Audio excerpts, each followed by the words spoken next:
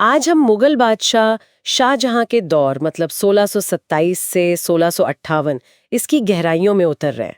हमारे पास जो दास्तान है वो उनकी शुरुआती जिंदगी से लेकर कैसे वो तख्त तक पहुंचे, उनके शासन की उथल-पुथल जिसमें विस्तार है, विद्रोह है, शानदार निर्माण है और आखिर में वो जो उनके बेटों के बीच खूनी जंग हुई वहां तक का ब्यौरा देते हैं। जी। तो इस बातचीत का मकसद यही है कि इन स्रोतों से शाहजहां के दौर की आप कहिए सबसे अहम पड़ते खोलें और समझें कि उनकी विरासत असल में क्या है।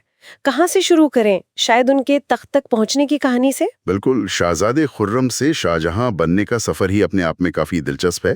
देखिए, 1592 में लाहौर में जन्मे खुर्रम को शाहजहां की उपाधि उनके पिता जहांगीर ने दी थी। हाँ, वो दक्कन में मलिक अंबर पर मिली कामयाबी के बाद है ना? जी हाँ, बिल्कुल, एक शुरुआती कामयाबी थी वो। लेकिन असली परीक्षा तो 1627 में शुरू हुई जब जहांगीर की मौत हुई। हाँ, क्योंकि तख्त के दावेदार और भी थे, खासकर उनके भाई शहरयार।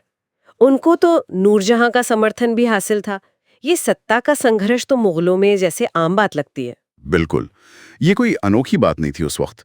शाहजहां उस समय दक्कन में थे, तो उनके ससुर आसफ खां उन्होंने बड़ी तेजी से काम किया, शहरयार को शिकस्त दी और शाहजहां के लिए रास्ता साफ किया। अच्छा। और फिर 1628 में आगरा में उनकी ताजपोशी हुई, वो लंबी उपाधि के साथ, अबुल मुजफ्फर शहाबुद्दीन मोहम्मद साहिब किरण एसानी।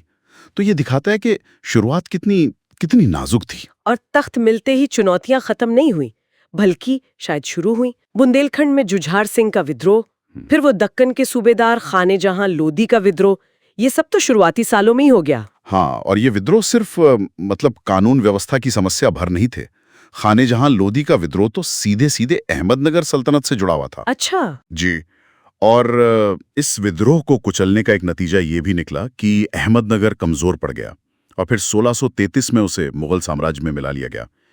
इसी तरह आप देखिए, बंगाल में पुर्तगालियों की ताकत बढ़ रही थी, सिखों के साथ भी तनाव था। तो एक तरफ तो ये विद्रोह दबाए जा रहे थे और दूसरी तरफ साम्राज्य का विस्तार भी हो रहा था, खासकर दक्कन में। गोलकुंडा और बीजापुर से संधियां भी हुईं। सही कहा, 1636 की वो जो संधियां थीं, वो दक्कन में मुगल प्रभाव बढ़ाने में बहुत अहम थी। और औरंगजेब को 2 बार दक्कन का सूबेदार बनाना वो इसी रणनीति का हिस्सा था। लेकिन ये भी ध्यान रखना जरूरी है कि दक्कन हमेशा एक चुनौती बना रहा, मतलब पूरी तरह से कभी काबू में नहीं आया। लेकिन उत्तर पश्चिम में मामला जैसे उल्टा पड़ गया। कंधार, वो हाथ आया और फिर निकल गया और कई कोशिशें हुई पर वापस नहीं मिला।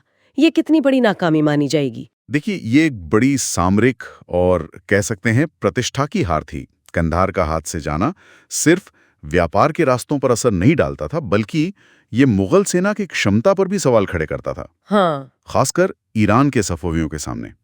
और बार बार की हार ने शाही खजाने पर भी बहुत भारी बोझ डाला। और इन सब लड़ाइयों और विस्तार की कोशिशों के बीच शाहजहां ने वो चीजें भी बनवाई जिनके लिए शायद वो आज सबसे ज्यादा जाने जाते हैं।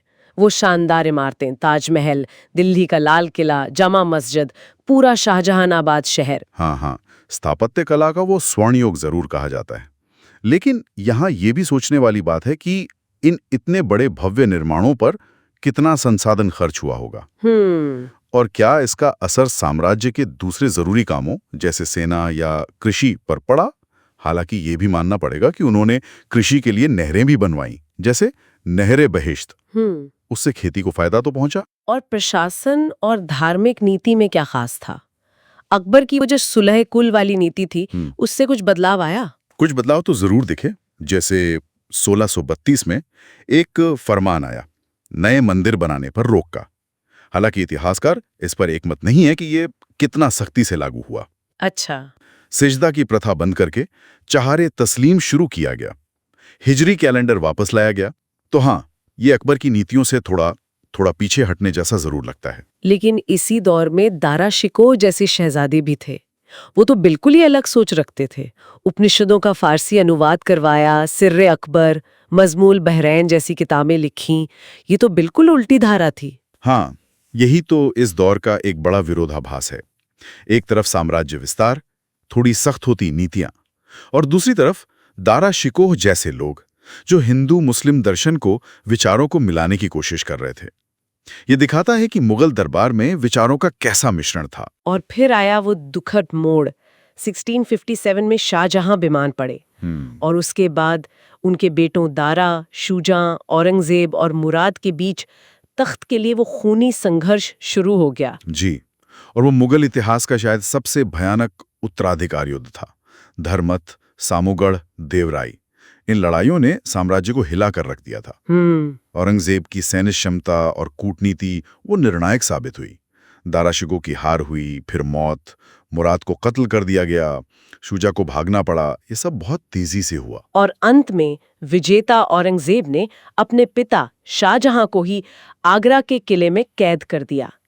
कहते हैं जहां आरा बेटी उनकी देखभाल करती रही। जी हाँ। और 1666 में वहीं उनकी मौत हुई। इस पूरे घटनाक्रम के गवाह बर्नियर और मनुची जैसे विदेशी यात्री भी थे।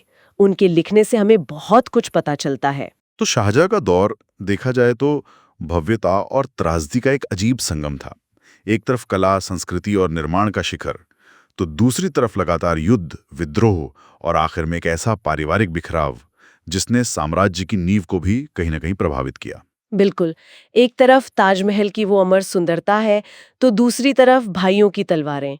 उनकी विरासत इन्हीं विरोधाभासों से बनी है, कह सकते हैं। हाँ, और यहाँ एक सवाल मन में आता है सोचने के लिए कि अगर उस उत्तराधिकार युद्ध का नतीजा कुछ और होता, अगर दारा शिकोह, जिसने दो समुद्रों के मिलन की बात की थी, वो जीतते, हाँ, तो इतिहास शायद कोई और ही करवट लेता। ये सोचने के लिए एक दिलचस्प नुक्ता है। वाक्य है, अगर आपको ये ऑडियो पॉडकास्ट अच्छा लगा हो तो आप इसे ही और ऑडियो पॉडकास्ट के लिए हमारे चैनल को लाइक, सब्सक्राइब और शेयर करें। धन्यवाद।